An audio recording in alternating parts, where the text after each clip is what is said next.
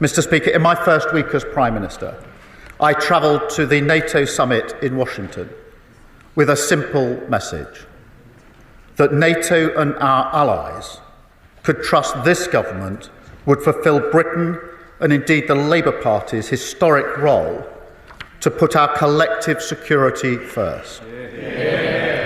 I spoke of my great pride, Mr. Speaker, to lead the party that was a founding member of NATO, the inheritor of the legacy of Clement Attlee and Ernest Bevin, who not only stood behind Winston Churchill in wartime, but won the peace by establishing the great post-war order here and abroad. Mr. Speaker, it's a proud legacy, but in a world like ours, it's also a heavy one, because the historical load we must carry to fulfil our duty is not as light as it once was. We must bend our backs across this House, because these times demand a united Britain, and we must deploy all of our resources to achieve security. So starting today, I can announce this government will begin the biggest sustained increase in defence spending since the end of the Cold War.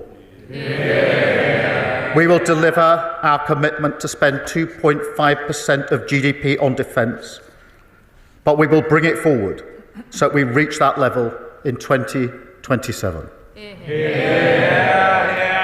And we will maintain that for the rest of this Parliament.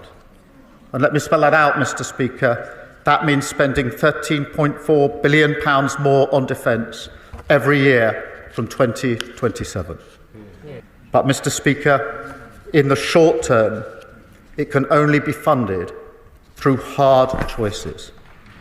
And in this case, that means we will cut our spending on development assistance, moving from 0.5% of GNI today to 0.3% in 2027, fully funding our increased investment in defence.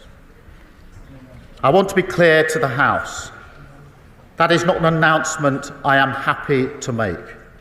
I'm proud of our pioneering record on overseas development, and we will continue to play a key humanitarian role in Sudan, in Ukraine and in Gaza, tackling climate change, supporting multinational efforts on global health and challenges like vaccination.